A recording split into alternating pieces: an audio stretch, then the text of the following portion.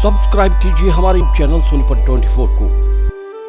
सबसे पहले लेटेस्ट खबरें देखने के लिए बेल आइकन को दबाइए। हरियाणा प्रदेश में आज एचसीएस की परीक्षाएं ली जा रही हैं। जिला सोनीपत में भी एचसीएस परीक्षा को लेकर सुरक्षा के पुख्ता इंतजाम किए गए हैं। सोनीपत जिले में 11 लोकेशन पर 25 एग्जाम सेंटर बनाए गए हैं। वहीं परीक्षा में परीक्षार्थी महिलाओं के गले, नाक और कान से जेवर निकलवाए गए तो बालों की रबड़ तक बाहर निकलवा कर रखवा दी गई है। वहीं लड़कों की बेल्ट और पर्स भी एग्जाम सेंटर से बाहर रखने के बाद ही अंदर जाने दिया गया। परीक्षा केंद्र के अंदर से परीक्षार्थी अपनी एक आईडी, रोल नंबर स्लिप और पेन ही ले जा सकता था। वहीं सुरक्षा के इंतजामों को देखने के लिए एडीजीपी संदीप खिरवार भी पहुंचे। पहले पुलिस कांस्टेबल पेपर लीक और उसके बाद जेईई मैथ्स में भी गड़बड़ी सामने आने के बाद हरियाणा प्रदेश में एचसीएस का एग्जाम लिया जा रहा है, जिसके बाद सुरक्षा के पूरे इंतजाम हरियाणा पुलिस के कंधों पर हैं। वहीं सोनीपत में बात की जाए तो पुलिस ने सुरक्षा इंतजामों में कोई भी कमी नहीं छोड़ी है। परीक्षा केंद्रों से 200 मीटर की दूरी पर पुलिस ने नाके लगा दिए हैं और किसी भी आदमी को आने जाने की कोई इजाजत नहीं है। वहीं परीक्षा सेंटरों पर परीक्षार्थियों की पूरी तरह तलाशी लेने के बाद ही उन्हें अंदर जाने दिया जा रहा है। परीक्षार्थी सिर्फ अपनी एक आईडी, रोल नंबर, स्लिप और एक पेन ही अंदर ले जा सकता है। इसके अलावा परीक्षार्थियों के बेल्ट, पर्स, कानों की बालियां, बालों के रबड़ तक परीक्षा केंद्र के बाहर ही रखवा ली गई हैं। वहीं सोनीपत में 11 लोकेशन पर 25 सेंटर बनाए गए हैं और सभी जगह पुलिस के पुख्ता इंतजाम किए गए हैं। इन इंतजामों को देखने के लिए एडीजीपी संदीप खिरवार भी पहुंचे और उनके साथ एसपी भी मौजूद रहे। सोनीपत 24 के लिए श्याम वशिष्ठ के साथ रमेश कुमार की रिपोर्ट। मैं ये कहना चाहता हूँ कि ये बहुत एक अच्छे स्टैंडर्ड का एग्ज़ाम है, लेकिन मेरी प्रशासन से अपील ये है कि जो बच्चे 200 किलोमीटर दूर से 250 किलोमीटर दूर से आते हैं, आज के डिजिटल टाइम में और इतनी हाई टेक्नोलॉजी में कोई भी बच्चा इतनी दूर आएगा तो मोबाइल तो उसके लिए एक कंपल्सरी चीज़ हो गई है। तो एटलीस्ट मेरा प्रशासन से ये अपील है कि एक मोबाइल और पर्स की अंदर रखने की व्यवस्था की जाए। और मैं एक जिम्मेवार नागरिक होने के नाते ये अच्छी तरह समझता हूँ कि प्रशासन अंदर इतना बंदोबस्त नहीं कर सकता, बट बच्चे की अपनी जिम्मेवारी पे, उसके अपने रिस्क पे अंदर एक रखने की व्यवस्था बनाई जाए। वो व्यवस्था आज मिली नहीं आपको? वो व्यवस्था मिली नहीं, जिसके कारण बहुत बच्चे परेशान हुए हैं। बच्चों को बार बार बाहर आना पड़ता है। बाहर जो है हमारा पुलिस प्रशासन लोगों को खड़े नहीं होने देता है, पार्किंग की सुविधा नहीं है। तो बच्चे क्या करें ऐसे केस में? या ये चीज़ पहले ही उनके एडमिट कार्ड में होनी चाहिए कि कोई भी ये चीज़ें, मैं मानता हूँ। लाज से बात करें, लड़कियों के बाल, कान के, नाक की, हाँ, ये सब जो है कई बार ऐसे होता है, ठीक है कि लोगों को नहीं पता होता। कई बच्चे ऐसे होते हैं जल्दीबाजी में होते हैं, तो उनको एटलीस्ट थोड़ा टाइम दिया जाए ताकि बच्चे पैनिक ना हो और शांति से अपना एग्जाम दे सकें। देखिए, हमारे इधर 3 सेंटर बनाए गए, 471, 472 और 473। इनमें पूरे इंतजाम सब तरह की सुरक्षा से लेकर पूरी टीम पुलिस विभाग से खड़ी हुई है।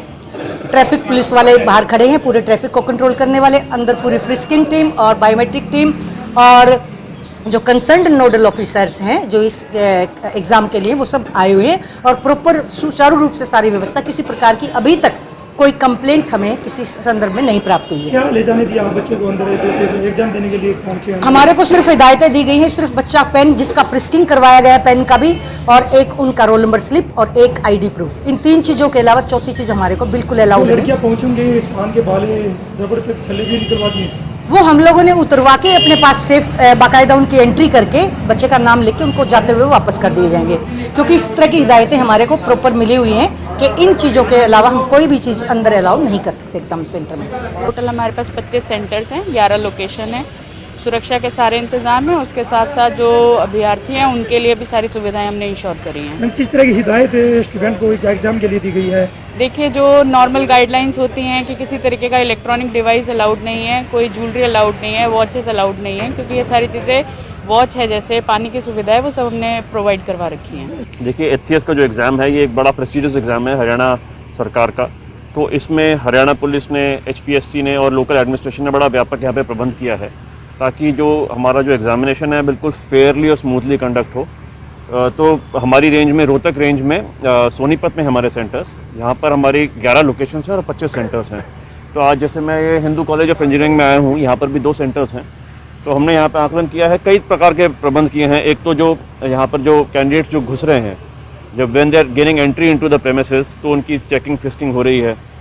इसमें पुलिस वाले भी इमदाद कर रहे हैं, प्राइवेट कंपनीज भी हैं, उनकी आइडेंटिटी मैच की जा रही है, उनके डॉक्यूमेंट से उनके बायोमेट्रिक्स कलेक्ट किए जा रहे हैं और वो सेंट्रली सर्वर पर लोड हो रहे हैं ताकि वो बाद में किसी चीज़ को क्रॉस चेक करने के लिए फ़ायदेमंद हो।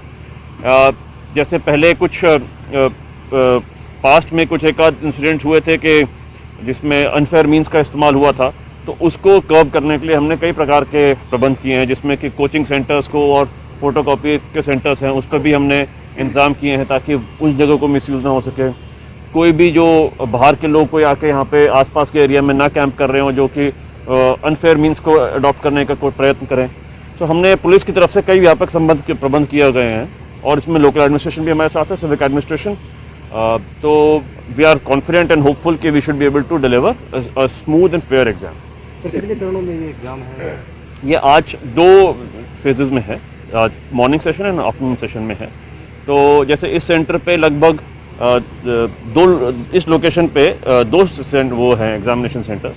तो एक जगह पे मेरे को बताया गया 161 या 151 हैं कैंडिडेट्स और दूसरे पे 121 हैं।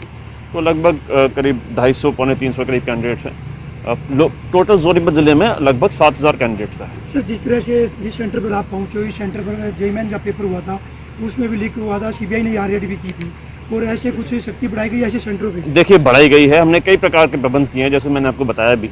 तो we are hopeful and confident कि ऐसा हमारा कोई भी अनफेयर मीन्स यहाँ पे हम इस्तेमाल नहीं होने देंगे।